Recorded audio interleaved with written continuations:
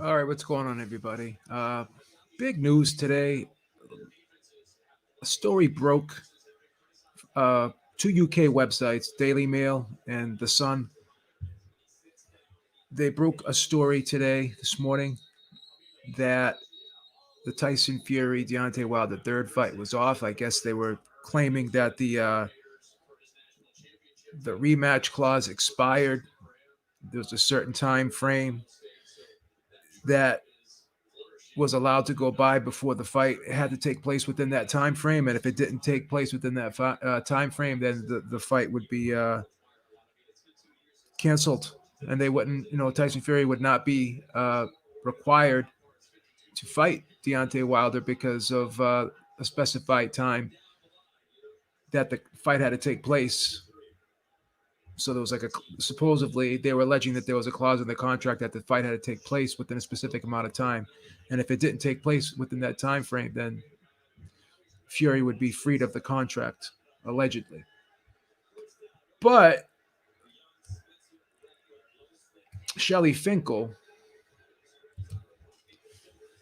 Deontay Wilder's manager, told Sky Sports today just the opposite. Let's look at the claims by the Daily Mail first, and we'll see what they have to say here. So it's just so it says there's really no quotes in here. So once I see an article without any quotes in it, I tend to be skeptical. So the article from the Daily Mail says Tyson Fury and Anthony Joshua are heading to a 2021 mega fight for the undisputed heavyweight championship of the world, with the Gypsy Kings trilogy battle against Deontay Wilder in December being abandoned. So Tyson Fury and Anthony Joshua are heading to a 2021 mega fight for the undisputed heavyweight championship of the world. It says the the first of potentially two Fury Joshua blockbusters next year has been made possible by the imminent expiration of Wilder's contractual right to a rematch following the sensational loss to his WBC world title in a second clash with Fury in Las Vegas this February. Fury will now make a warm up defense of his belt before Christmas. It says, while Joshua defends his WBA, IBF, and WBO titles against mandatory challenger Kubrat Pulev on December 12th. So it doesn't say where this information. Hey, what's going on, everybody? It doesn't say where this information is coming from. There's no source at all in this article. They're just claiming that this is the case. And I specifically asked Bob Arum when I interviewed him, is there a specific amount of time that will be allowed to go by before this rematch clause expires? I asked him that, and he refused to answer the question. He said, I don't want to get into that right now. So it's quite possible that there is a time frame where this fight does have to take place before the rematch clause will be voided out. Now, the problem with this whole thing is the December 19th date. I guess they pushed off the December 19th date because Aaron was claiming there's too many sporting events, too much football, and I think basketball or whatever going, college basketball, college football going on that day. And he just thought it would be a bad idea to put the fight on that date. But he also said that, he was looking to maybe put it on earlier in the month, possibly December 5th. So that is still a possibility. So my question is, if they don't get this fight done by the end of this year, will the rematch clause be voided out? So let me just read what Shelly Finkel had to say to Sky Sports, because he totally has a different take on this whole thing. Um, just see if I can pull that up. Bear with me. I apologize. I had it here, but let me just take a look at it.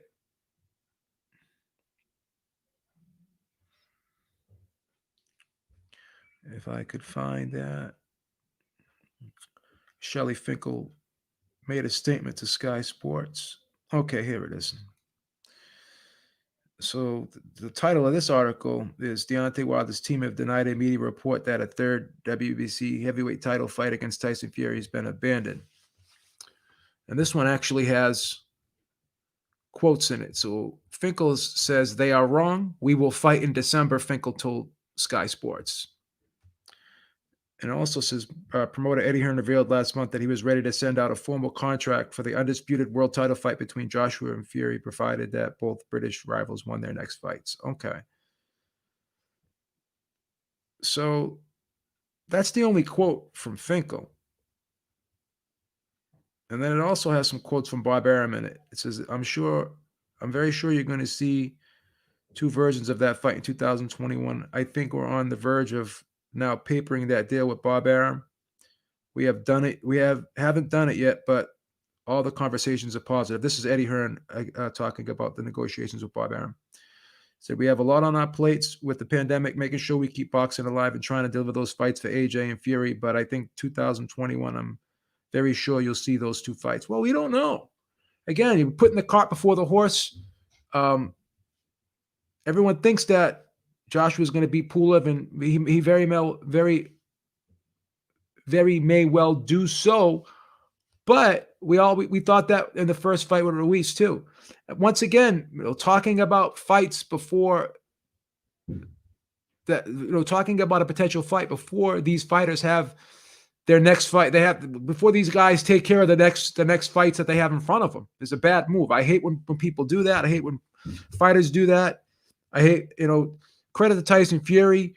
He seems to be focused on Wilder. He thinks it's going to be a tough fight. He even went as far as saying it would be a tougher fight than a fight with Joshua. So he seems like he's focused and he's definitely dialed in for a third fight with Deontay Wilder. But you got Anthony Joshua and Eddie Hearn looking past another opponent again, just like they did Andy Ruiz, taking their eyes off the prize, taking their eye off the ball, and they used that as a reason why that they lost the first fight with Andy Ruiz. It was a distraction, constantly thinking about Wilder. So is it now going to be a distraction, constantly thinking about Fury? I think it's a bad move to continue to do this. But here's the thing. This is all up to Las Vegas. It's all up to Las Vegas. It seems like, the restrictions have started to be lessened a little bit. Now we're starting to see small crowds. We're starting to see events with small crowds. Now, come December, will they be able to come to an agreement with the Nevada State Athletic Commission, and there could be enough people in this, have a big of enough live attendance where this fight can generate the revenue that it needs to generate? This Wilder Fury 3 fight, will it be big enough where these guys can generate that revenue like Bob Arum was talking about and like he was concerned about? We'll see if that's gonna, if that's the case. But I'm curious to see how this whole thing plays out if this fight cannot get wrapped up in December. It looks like they're really trying hard, according to Finkel, and even Arum had said when I interviewed him about a month and a half ago that he was really trying to get this fight done for December. And again, they already mentioned another date in December. I think it was December 5th that they're potentially looking at, because they moved off the December 19th date. So let's see if that is the case. Let's see if that is the case, because I'm really curious to see how this whole thing plays out. I'm just curious to see how Joshua looks against Pulev. I'm just curious to see how Joshua looks against Pulev, because I honestly do not like this talking about another opponent. I kind of like Fury's attitude. He seems like he's more dialed in. Wilder really hasn't been talking to anybody, so we'll see. We'll see. But I do suspect there is a time frame where this rematch does have to take place. And if it doesn't take place within that time frame, then I suspect, and this is just pure speculation on my part, that that the fight will eventually, the rematch clause will eventually expire. I'm not 100% sure that they'll be able to carry this fight into next year if they don't get it done by this year. I'm just very skeptical of that, to be honest with you. So by this being leaked to the by these two websites reporting that the rematch clause could possibly be voided out, I don't know. I'd love to call Bob Arum. Maybe I'll call Bob Arum up, talk to him. It's a weekend. I don't like to bother him on the weekends. Maybe I'll try to contact him on Monday, see what he says. I'd love to let him talk about it, because every time I call him, he always seems to refute these rumors.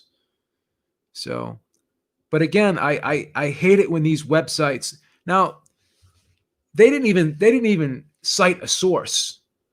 So who told them?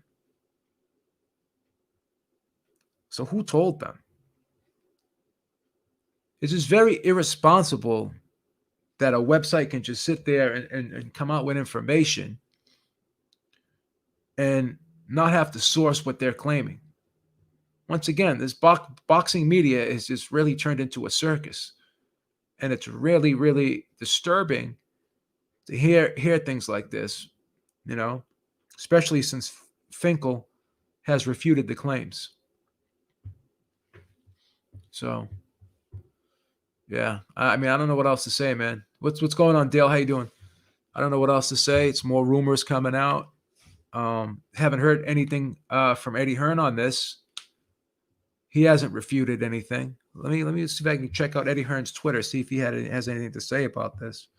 But I know Bob gets really mad when Eddie starts talking about things and putting coming out with statements when fights aren't actually signed yet. He wasn't too happy about Eddie talking about this. The whole situation with Fury and Joshua agreeing to the financial terms, and when there was not even a fight on the table yet. There's just so many moving parts, and just Eddie gets a little bit excited, and he likes to talk a lot. He's like that kid where you walk up to him and say, "I got to tell you something," but you can't say anything to anyone else. Eddie's that guy that just can't keep a secret. He's that guy that always has to let the cat out of the bag. I'm sure that there have been conversations, possibly. I can't confirm that 100%, but that just because you're talking to somebody doesn't mean much if it's not on paper. This whole verbal contract bullshit is just, come on, man.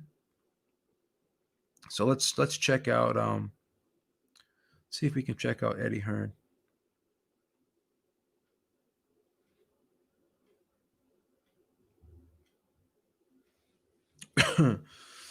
See if he has anything to say on this, which I'm not so sure he does. Yeah, so he's not really talking too much. He's talking about Devin Haney versus Gamboa in Florida. So he's trying to. So I like about Eddie. Eddie is a hard worker. If you go on his Twitter, if you see how he's doing the interviews, he's really does a good job at trying to promote his events and promote his fighters. I got to give him credit for that, even though he talks a lot of junk sometimes and talks too much. He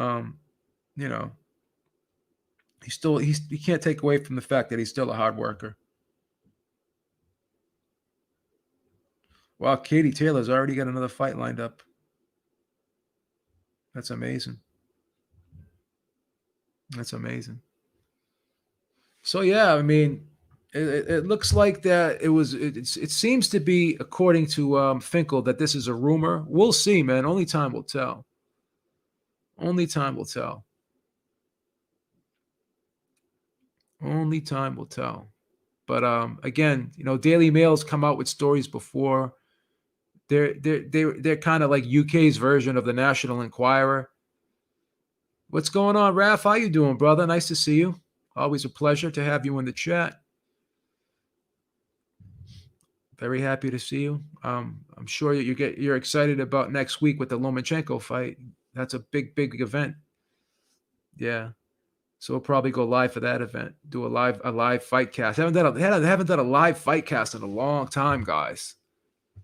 It's been a long time. Those are fun. Those are fun. You score. We all score the fight live. It's fun. It's kind of cool. Real time. Just seeing how everyone scores the fight and how everyone has their own interpretation and their own version of what they're seeing. I love doing those live casts. Those are one of my favorite things to do. I really love doing those. But Yeah, it's really disappointing that the boxing media comes out with these rumors. Again, the Daily Mail, how credible are they? What can I say? But yeah, Brandon White says salute Beep. Seen articles saying it's inspired, and it's yeah, only 2 articles though, and with no quotes in it. The Sun and the Daily Mail, two UK sites that are kind of. You need to do those cross trainer lives Beep. Oh yeah. I actually got a treadmill in my house now. I do a lot of walking on my treadmill now. Maybe I'll start doing like cardio cardio confessions. Cardio confessions, I'll call it. Still Mark Lobliner, the fitness guy, used to do videos on the treadmill, called it cardio confessions. Yeah. Some people used to complain, but at least if I do them in my house now, there's no music or whatever. It's just me.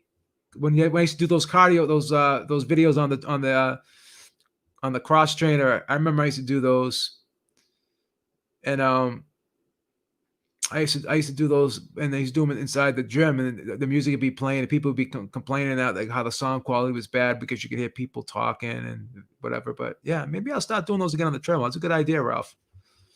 If people want me to do them, I'll do them on the treadmill. Box Talk 88 says breaking news in the UK: Beeb Jack Catterall has stepped aside to allow Josh Taylor Ramirez early 2020. Well, I know Bob's been complaining about these mandatories and stuff and how they're kind of irrelevant because they're against guys that probably aren't worthy and deserving of the title shots. So a lot of these mandatories have been really egregious mismatches. So hope that's true. But if anyone else can find any other websites reporting this besides the Daily, but besides this, the Sun and the Daily Mail, let me know because Shelley Finkel came out and refuted it, and who do we believe here? I tend to believe the Finkel side because at least there's a source, there's a quote, whatever. The Sun and the Daily Mail, they don't have any quotes from anybody. But let's see what happens. If for some reason this fight cannot happen this year in December, let's see what happens. Yeah, that Talk Sport basically just used the other two websites as a source. They just copied and pasted what they said. So it's not like. But anytime I see an article with no quotes in it, I take it with a grain of salt. Definitely take it with a grain of salt. All right, guys, make sure you check us out tomorrow. Ringside Reporter Podcast, 7 p.m. Eastern Time. That's all I got for now. Thank you all for joining me in the chat.